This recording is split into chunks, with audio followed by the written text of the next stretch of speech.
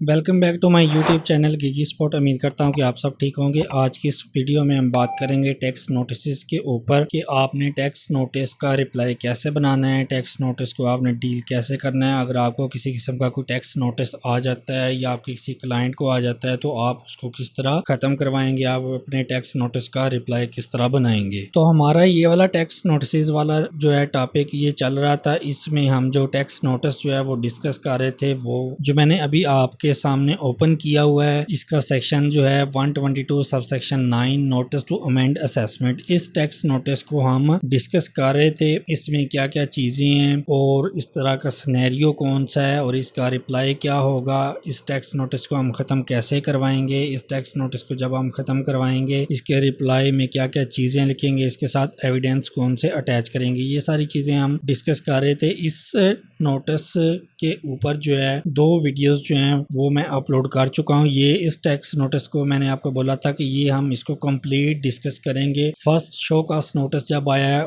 वहां से स्टार्ट करेंगे, फिर इस टैक्स पेयर को कुछ रिमाइंडर वगैरह भी आए हैं, उनके रिप्लाई वगैरह भी हम बनाना देखेंगे उसमें क्या क्या चीजें हैं। और इसका लास्ट जो ऑर्डर है कमिश्नर की तरफ से इस टैक्स पेयर को जो रिसीव हुआ है कि आपका ये टैक्स नोटिस खत्म हो चुका है, वो ऑर्डर भी हम डिस्कस करेंगे। तो इस टैक्स नोटिस की कुछ चीजें जो है हम ऑलरेडी डिस्कस कर चुके हैं, उसके ऊपर जो है 2 वीडियोस जो हैं वो मैंने अपलोड कर दी हैं। इसके बाकी जो पार्ट्स हैं वो हम आस्ता आस्ता डिस्कस करेंगे और वो मैं अपलोड करता जाऊंगा। पार्ट 1 और पार्ट 2 जो है वो मैंने अपलोड किए हुए हैं। ये आज की वीडियो में हम पार्ट 3 जो है डिस्कस करेंगे। इसका जो पोर्शन जो है वो पेंडिंग रह गया था वो हम डिस्कस करेंगे, फिर उसका रिप्लाई देखेंगे, फिर उसके बाद जो भी चीजें इसकी पेंडिंग होंगी वो हम कंटिन्यू करते जाएंगे पार्ट्स में, जो इसकी वीडियोज में अपलोड करता जाऊंगा। तो अभी हम चलते हैं जहाँ से हमने इसको छोड़ा था, वहीं से हम इसको दोबारा कंटिन्यू करते हैं। लास्ट जो वीडियो थी उसमें हमने ये ऊपर वाला शो कास्ट नोटिस जो फर्स्ट टाइम उसको आया था ये सारा डिस्कस किया था। इसमें क्या क्या चीजें थी वो हर चीज हमने डिस्कस करी थी। तो अभी आप अगर इस वीडियो को फर्स्ट टाइम देख रहे हैं तो आप सबसे पहले जो है इसके 2 पार्ट्स जो हैं वो आप देखें, उसके बाद इस थर्ड पार्ट को आपने देखना है, फिर आपको सारे सिनेरियो की समझ भी आएगी और इसका रिप्लाई जब हम बनाएंगे उसकी भी आपको समझ आ जाएगी। तो शो कास्ट नोटिस का जब फर्स्ट आया था वो भी हमने डिस्कस कर लिया था, रिमाइंडर जो फर्स्ट आया वो भी हमने डिस्कस कर लिया था और इसका रिप्लाई जो है वो भी हमने बनाना सीख लिया था कि इसके रिप्लाई में हमने क्या क्या चीजें ऐड करनी है, क्या क्या चीजें लिखनी है और क्या क्या चीजें साथ अटैच करनी है। यहाँ तक हम कंप्लीट कर चुके थे। यहाँ पे इसको जो आया था रिमाइंडर, फर्स्ट रिमाइंडर जो आया है वो यहाँ पे लिखा हुआ है 15 सितंबर 2021 और इसकी ड्यू डेट जो थी वो 21 सितंबर 2021 थी और कंप्लायंस डेट जो है उन्होंने ये यहाँ पे भी लिखी हुई है 21 सितंबर 2021, ये कंप्लायंस डेट थी। यहाँ तक हमने इसका एक रिप्लाई जो है वो बनाना सीख लिया था। इसके बाद इसको एक और रिमाइंडर आता है, हम देखते हैं कि जो दोबारा रिमाइंडर इसके बाद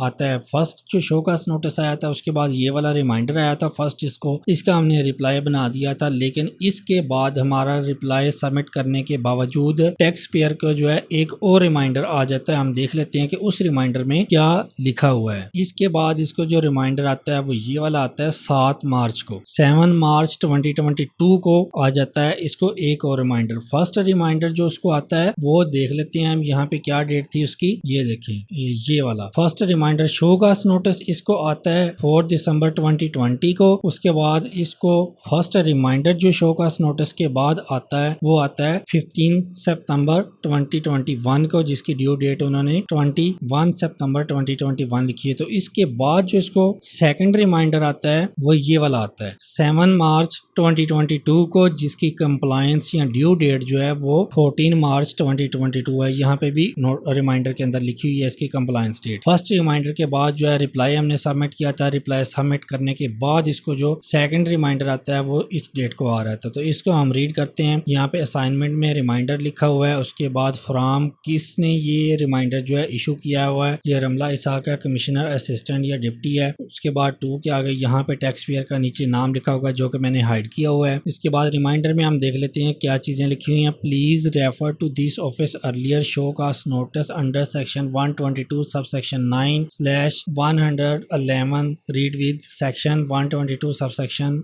15 of the income tax ordinance dated 4 December 2020 followed by reminder dated for 21 September 2021। यहाँ पे फर्स्ट लाइन में वो कह रहा है कि आपको जो फर्स्ट शो कास्ट नोटिस हमने इशू किया था इस सेक्शन के अंडर इनकम टैक्स ऑर्डिनेंस के अंदर, वो उसकी डेट क्या थी 4 दिसंबर 2020। ये हम देख लेते हैं कि वाकई इस डेट को आया था। फर्स्ट हमें शोकास नोटिस ये देखें 4 दिसंबर 2020 को ही आया था हमें, ये बिल्कुल वो ठीक कह रहे हैं। उसके बाद वो कह रहे हैं कि इसके बाद आपको followed by reminder dated 21 September 2021। जी बिल्कुल ठीक है। अभी हम प्रीवियसली चेक करके आए हैं कि हमें जो फर्स्ट रिमाइंडर आया वो इसी डेट को आया, वो ये चीज उन्होंने ठीक लिखी हुई है। उसके बाद वो यहाँ पे दोबारा लिख रहे हैं however your case is again fixed for hearing on 14 March 2022। You are required to file complete documentary evidences as requested in the show का। वो कह रहे हैं कि आपकी फर्स्ट जब आपको रिमाइंडर आया था आपको एक अपॉर्चुनिटी दी गई थी कि आपकी हियरिंग जो है वो फिक्स की गई है, आप आए हमारे पास, अपने डिफेंस में जो भी आपने रिप्लाई वगैरह देना है वो दें, साथ जो एविडेंसेस वगैरह देनी है वो दें, अपने रिप्लाई में जो भी जस्टिफिकेशन वगैरह आपने देनी है, जो पॉइंट हमने अपने शोकास नोटिस में रेज किए थे उसके अगेंस्ट तो वो आप दें। वो हमने फर्स्ट रिमाइंडर के बाद सारी चीज़ें रिप्लाईज का बनाना सीखा था, वो मैंने आपके साथ शेयर भी किया है। उसमें हमने चीज़ें वेल स्टेटमेंट वो अटैच भी की थी। लेकिन उसके बाद वजूद वो कह रहे हैं कि दोबारा उन्होंने रिमाइंडर डाल दिया कि आपका केस जो है वो हम दोबारा एक दफ़ा फिर हियरिंग के लिए जो फिक्स कर रहे हैं, एक दफ़ा आपको दोबारा अपॉर्चुनिटी दी गई है कि आप दोबारा एक दफ़ा आएँ और दोबारा जो एविडेंसेस वगैरह दें। प्रीवियस जो रिप्लाई आपने दिया है या एविडेंसेस वगैरह दिए हैं वो अनसेटिस्फैक्टरी हैं, वो प्रॉपर चीज़ें नहीं है, इसलिए हम आपका केस जो है वो दोबारा फिक्स कर रहे हैं। तो ये चीज़ उन्होंने यहाँ पे मेंशन की है। फिर उसके बाद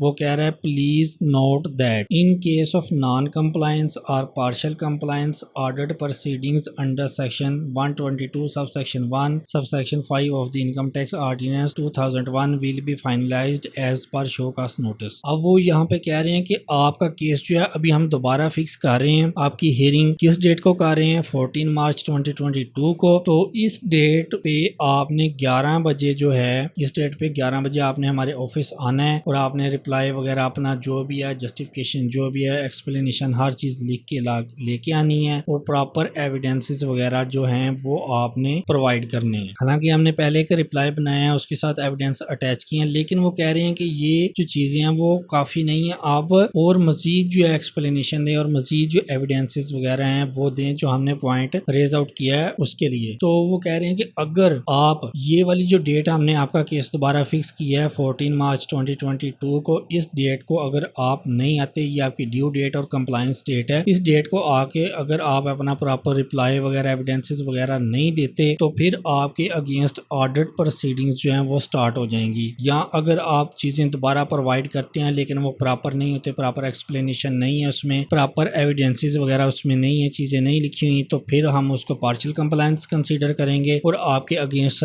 ऑर्डर प्रोसीडिंग जो है, ऑर्डर प्रोसीडिंग वो स्टार्ट कर देंगे। अब ये चीज मैं आपको पहले भी बता चुका हूँ कि जब आपको किसी किस्म का शोकास नोटिस आ जाता है तो आपने उसकी फौरन कंप्लायंस करनी है, आपने फौरन किसी अच्छे कंसल्टेंट से रब्ता करना है और अपने शोकास नोटिस को टैक्स ऑफिस के अंदर ही उसको खत्म करवाना है। अगर आपको कोई शोकास नोटिस आता है, आप उसका रिप्लाई प्रॉपर नहीं देते या उसको इग्नोर करते हैं, आपको एक दो रिमाइंडर आएंगे, आप उन चीजों को भी इग्नोर करते हैं या उनके पार्शियल कंप्लायंस करते हैं, प्रॉपर एविडेंसेस वगैरह रिप्लाई वगैरह नहीं देते, तो फिर ये होता है कि ऑर्डर प्रोसीडिंग आपके अगेंस्ट जो है वो स्टार्ट हो जाती है, आपको ऑर्डर आ जाता है। पहले शोकास नोटिस आता है, रिमाइंडर आता है, फिर आपको आ जाते हैं ऑर्डर। जब आपको ऑर्डर आ जाता है तो फिर आप टैक्स ऑफिस में ये केस अपना सॉल्व नहीं कर सकते। जैसे ही आपको ऑर्डर आता है और साथ ही आपको डिमांड नोटिस जो है 137 का वो भी आ जाता है और उस ऑर्डर में ये चीजें लिखी भी होती हैं कि आप अभी जो है वो टैक्स ऑफिस में ना आए, आप जो इसका नेक्स्ट डिपार्टमेंट है अपील ऑफिस, आप वहां पे जाएं। जब आपको ऑर्डर आ जाए शोकास नोटिस के बाद और साथ ही आपको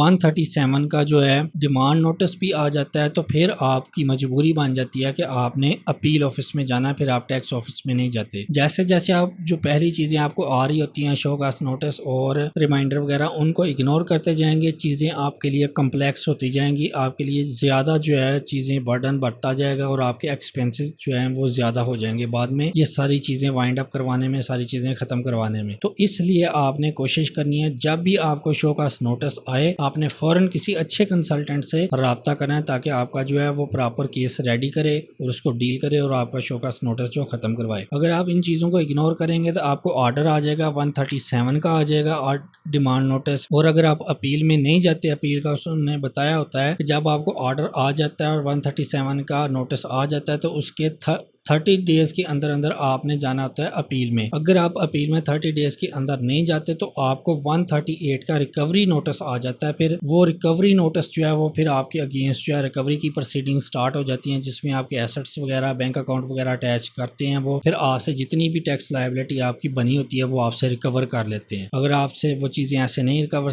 कर सकते, वो आपकी प्रॉपर्टी सील कर सकते हैं या आपको जो है वो प्रिजन में भी जाना पड़ सकता है। तो वो फिर चीज़ें आपके लिए बहुत ज़्यादा कम्प्लेक्स हो जाती हैं। ये जो 137 का नोटिस आता है, 138 का जो नोटिस आता है, उसको भी हम ऑलरेडी डिटेल से डिस्कस कर चुके हैं। वो मैंने आपके साथ शेयर भी किया है कि प्रैक्टिकल लाइफ में वो नोटिस जो इशू होता है वो किस तरह का होता है, उसमें क्या क्या चीज़ें होती हैं, उसके ऊपर कंप्लीट डिटेल वीडियो बनी हुई है, वो मैंने अपलोड की हुई है, वो आप चेक कर लें। मजीद आगे जो है और भी हम जो है इस तरह के नोटिस वगैरह डील करेंगे, अपील को डील करेंगे। तो और डिफरेंट तरह के जो 137 के 138 के और डिफरेंट तरह के नोटिस वगैरह आएंगे वो भी हम डिस्कस करेंगे ताकि आपको डिफरेंट सिनेरियोज का पता चल जाए। तो ये चीज़ उन्होंने यहाँ पे मेंशन की हुई है, डेट और कंप्लायंस वगैरह उन्होंने मेंशन कर दिया कि इस डेट को आप आके अपना जो है एविडेंसेस वगैरह और रिप्लाई वगैरह सबमिट करें। अगर आप नहीं करते तो आपके अगेंस्ट ऑर्डर प्रोसीडिंग आ जाएगी। अब ये वाला जो रिमाइंडर है इसको हम यहीं तक स्टॉप करते हैं। इसके बाद जो इसको दोबारा अगर कोई रिमाइंडर आता है या नहीं आता, इसके बाद क्या स्टेटस होता है, वो चीज़ें हम बाद में अगली नेक्स्ट जो वीडियोस आएंगी उसमें डिस्कस करेंगे। अभी ये वाला जो रिमाइंडर आया हुआ है जो 7 मार्च 2022 को आया, जिसकी कंप्लायंस डेट जो है 14 मार्च 2022 है, टाइम जो है वो 11 बजे है। इसका रिप्लाई हम नेक्स्ट जो वीडियो होगी उसमें मैं आपको इसका रिप्लाई बनाना सिखाऊंगा कि ये वाला जो सेकंड रिमाइंडर आया है इसका हम अब रिप्लाई कैसे देंगे। क्योंकि सबसे पहले हमें शो का नोटिस आया था, फर्स्ट रिमाइंडर आया था, उसका हम एक ऑलरेडी रिप्लाई जो है वो सबमिट कर चुके हैं, लेकिन उसके बाद हमें एक और रिमाइंडर आ जाता है। अब ये सेकंड रिमाइंडर है। अब हम रिमाइंडर को हमने डिस्कस कर लिया, इसमें क्या क्या चीज़ें हैं, प्रीवियस जो केस था वो भी मैंने आपके साथ जो शेयर कर दिया। बाकी आप इसके जो फर्स्ट 2 पार्ट हैं वो लाजमी देखें, फिर आप ये थर्ड पार्ट देखें। अब इस रिमाइंडर को हम यहीं पे स्टॉप करेंगे। इसके बाद इस रिमाइंडर का जो है